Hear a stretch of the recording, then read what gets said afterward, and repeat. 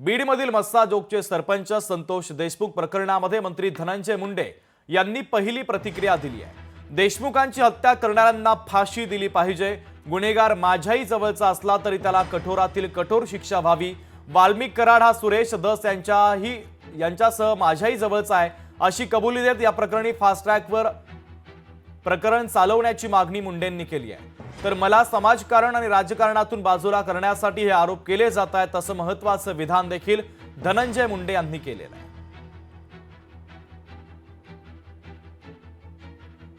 ज्या देशमुखांची निर्गुण हत्या झाली, आता यात जे कोण गुन्हेगार आहेत त्या सर्वांना फाशीची शिक्षा करा।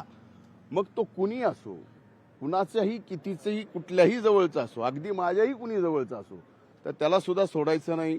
तर हे खुनाचं जे प्रकरण आहे ते भयंकर आहे।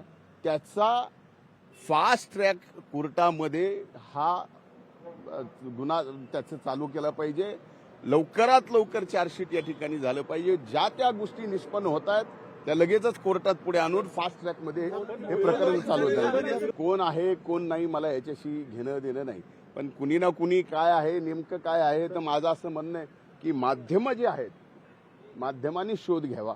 माध्यमांनी सुद्धा फक्त माझ्यासारख्याला एकट्याला मीडिया ट्रायल करून ज्याचा की या कुठल्याही गोष्टीशी कसलाही संबंध नाही, आता या प्रकरणामध्ये मला मीडिया ट्रायल करून त्याचा उद्देश काय असू शकतो त्यांना, तर मला पूर्णपणानं समाजकारणातनं आणि राजकारणातनं उठवणं। दरम्यान या संदर्भात पंकजा मुंडे यांनी देखील एक महत्त्वाची प्रतिक्रिया दिली आहे, ऐकूयात।